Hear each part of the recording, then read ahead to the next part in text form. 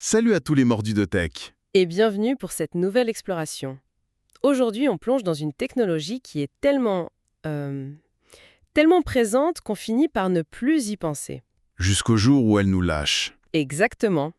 On parle bien sûr du Bluetooth. Ah, le Bluetooth, cette espèce de magie sans fil qui connecte nos écouteurs, nos montres, nos voitures, mais qui est aussi, il faut le dire, responsable de moments de pure panique. Ah oui, je vois très bien de quoi tu parles. Le grand classique, on sent l'écouteur qui glisse de l'orage et c'est parti pour 20 minutes à quatre pattes sous le canapé. C'est une expérience universelle, je crois. Eh ben, ce genre de petite galère est peut-être sur le point de disparaître. Hein? Oui. Les prochaines versions du Bluetooth, les 6.0, 6.1 et 6.2, préparent des changements profonds. Ça va bien au-delà de la simple connexion de nos casques. Notre mission aujourd'hui, c'est donc de décortiquer un peu tout ça, ce futur qui arrive, en fait, dès cette année 2026.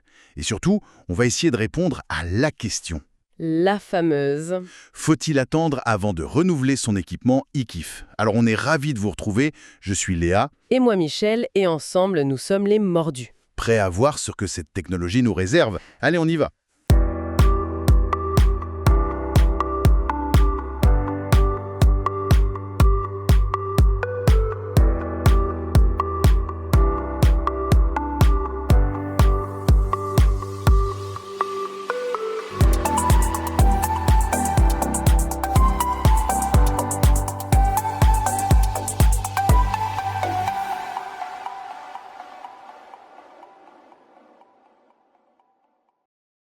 Commençons par le commencement. La première étape, c'est le Bluetooth 6.0. La norme est déjà finalisée depuis fin 2024, donc c'est très concret. Et c'est celui-là qui s'attaque à mon problème d'écouteurs perdus. C'est exactement ça, il s'attaque directement à ce problème. Parce que aujourd'hui, quand on utilise une appli de localisation type localisé, elle nous donne une zone, un cercle assez large. C'est un peu comme jouer à tu chauffes, tu refroidis. C'est ça. C'est mieux que rien, mais on est loin d'une précision chirurgicale. On est très loin. En fait, la localisation actuelle, elle se base sur la force du signal. Et ça, par nature, c'est assez approximatif.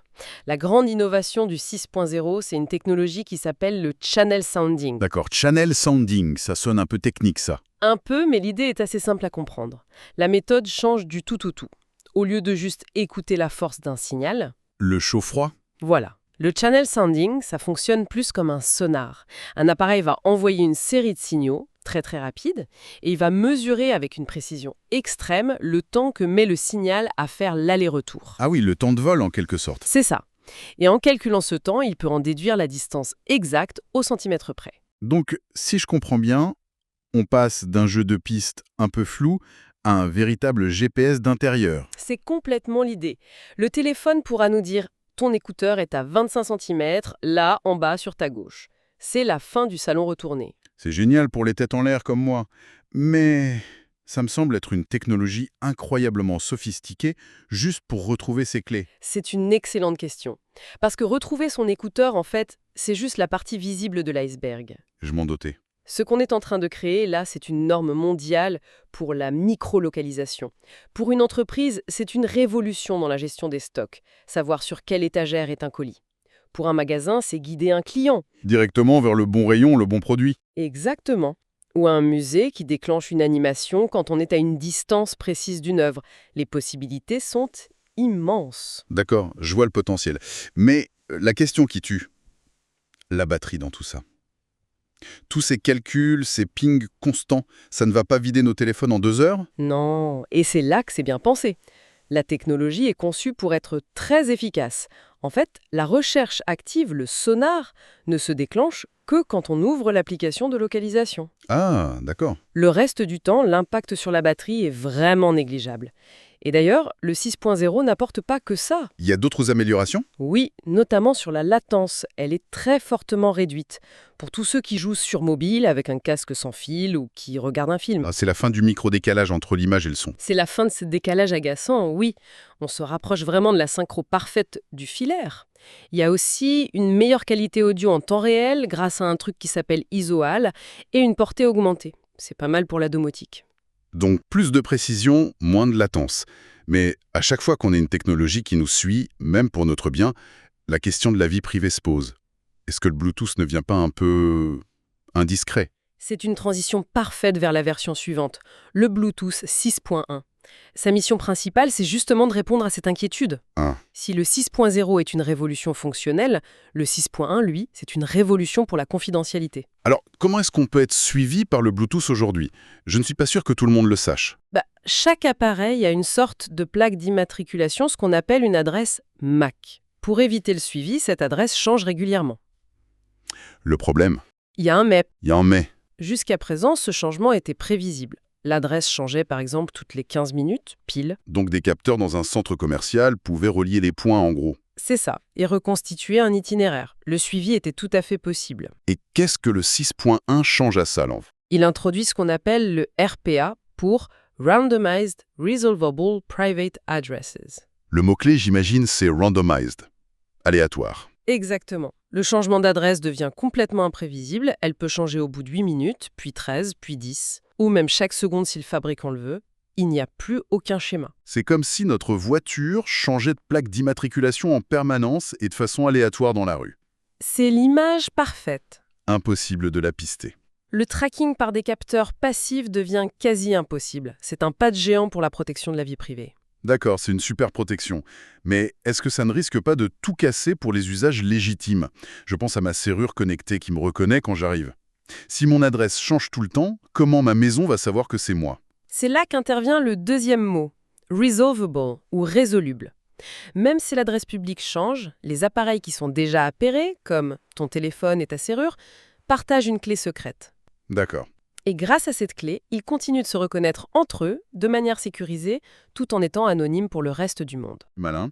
On a la confidentialité vis-à-vis des tiers, mais les fonctionnalités sont maintenues. C'est bien pensé. Et il y a même un bonus inattendu avec cette version 6.1. Ah oui, un en plus. Un gain d'autonomie. Avant, c'était le gros processeur du téléphone qui gérait ce changement d'adresse. Ça consommait un peu d'énergie. Mhm. Avec le 6.1, tout ça est délégué à la puce Bluetooth elle-même, qui est conçue pour être ultra économe. En déchargeant le processeur principal, on gagne un peu de batterie. Ce qui veut dire concrètement des montres et des écouteurs qui tiendront la charge un peu plus longtemps. On prend toujours. C'est fascinant de voir comme ça touche à tout. Localisation, sécurité, autonomie. Mais il reste un domaine où le Bluetooth a toujours eu une réputation un peu mitigée. La qualité du son. La qualité du son, oui. Surtout pour les appels. On a souvent l'impression que notre interlocuteur parle dans une boîte de conserve. On arrive au plat de résistance pour les audiophiles, le Bluetooth 6.2. Son objectif est clair et net, en finir avec ce son compressé, métallique des communications vocales. La technologie derrière ça, c'est le fameux LE Audio, c'est ça? On en entend parler depuis un moment. C'est ça, le Low Energy Audio. Il va enfin se généraliser et devenir la norme. La promesse, c'est d'attendre une qualité sonore, pour un appel Zoom ou WhatsApp, très proche du filaire. Une voix plus riche, plus naturelle. Beaucoup moins d'artefacts. La différence sera vraiment audible pour une réunion pro comme pour appeler sa famille. Et ça s'applique aussi à la musique, évidemment. Le 6.2 ne se limite pas à ça, je crois. Il y a aussi un gros volet sécurité qui concerne nos voitures. Oui, un point crucial. Une des techniques de vol les plus courantes aujourd'hui, c'est l'attaque par relais. C'est-à-dire? Des voleurs utilisent un amplificateur pour capter le signal de la clé de voiture, même si elle est dans la maison, et un complice près de la voiture relaie ce signal pour faire croire au véhicule que la clé est à côté. Et hop, il déverrouille et démarre en quelques secondes. C'est assez flippant. C'est très efficace, malheureusement. Le Bluetooth 6.2 intègre une sorte d'analyseur de signal. Il est capable de voir si un signal a été artificiellement amplifié et relayé. Comment il fait ça? Il mesure des caractéristiques très fines du signal, des petites distorsions. Un signal relayé n'est jamais parfait. S'il détecte une anomalie, il refuse tout simplement de s'ouvrir. Ça rend le vol beaucoup plus compliqué. Ça va décourager la plupart des voleurs d'opportunités, oui. C'est très rassurant. Et pour finir, il y a cette fonctionnalité Auracast qui existe un peu, mais qui va vraiment décoller. Ah, Auracast 1. C'est le futur du partage audio. Le principe est simple. Une seule source audio, par exemple une télé, peut diffuser son son vers un nombre illimité d'appareils en même temps. C'est comme créer sa propre mini-station de radio, en fait. C'est exactement ça, mais en haute qualité numérique. Les cas d'usage sont infinis. Par exemple? Dans une salle de sport, chaque télé au mur pourrait diffuser sur un canal Auracast. Tu te connectes avec tes écouteurs sur le programme que tu veux. Fini les sous-titres. Dans un aéroport aussi, pour les annonces de sa porte d'embarquement. Ou dans un musée, fini les audioguides un peu cracra. On utilise ses propres écouteurs, c'est plus hygiénique, plus confortable. Et pour l'accessibilité, c'est énorme. Immense. Les personnes malentendantes qui reçoivent les annonces directement dans leur prothèse auditive. Ou au cinéma, imaginez avoir le choix entre la VO, la VF et l'audiodescription sur son propre casque. C'est vraiment un autre monde. Mais tout ça, c'est très alléchant, mais la question c'est quand? À quel point ce futur est-il proche? C'est le moment de gérer les attentes. Il y a toujours un décalage. Pour le Bluetooth 6.0, avec sa localisation précise, on devrait le voir arriver courant 2026. Donc cette année. Cette année, oui. Mais d'abord sur le haut de gamme. Les nouveaux smartphones phares de fin d'année seront probablement compatibles. D'accord. Et pour le 6.1 et la confidentialité? Pareil, les premiers appareils en 2026, mais pour que ça se généralise vraiment, y compris sur le milieu de gamme, il faudra plutôt viser 2027, peut-être 2028. Et enfin le 6.2, la star de l'audio. Là, on est plutôt sur un déploiement grand public à partir de 2027. La règle est toujours la même, le premium est servi en premier. Bon, cette feuille de route nous amène à la question que tout le monde se pose. Mon casque fatigue un peu. Est-ce que je craque maintenant ou j'attends quelques mois? Notre conseil chez les mordus, il est toujours pragmatique. Oui, Si l'équipement actuel fonctionne bien, qu'il répond aux besoins, il n'y a aucune urgence. Le Bluetooth 5.3 ou 5.4 qu'on trouve aujourd'hui, c'est déjà une technologie très mature, très stable. la qualité est déjà excellente pour la plupart des gens. Pour 95% des usages, oui. Mais il y a des profils pour qui attendre se justifie. Lesquels? Si on est du genre à perdre ses clés ou ses écouteurs toutes les semaines, attendre quelques mois pour un appareil 6.0, ça peut littéralement changer le quotidien. C'est vrai. Et de la même manière, si la confidentialité est une priorité absolue, si on est très sensible au pistage, attendre un appareil 6.1 est une décision qui a du sens. Donc en gros, si on n'est ni une tête en l'air chronique, ni un militant de la vie privée, on peut acheter sans regret. C'est une bonne façon de résumer, oui. La technologie actuelle est déjà top. Et puis, il faut noter que le CES 2026, le grand salon de la tech, bat son plein en ce moment même. Ah oui, c'est là que les annonces vont tomber. C'est là que les fabricants vont annoncer leurs tout premiers produits compatibles. Et bien sûr, chez les mordus, on reste à l'affût. On partagera les annonces les plus intéressantes, évidemment.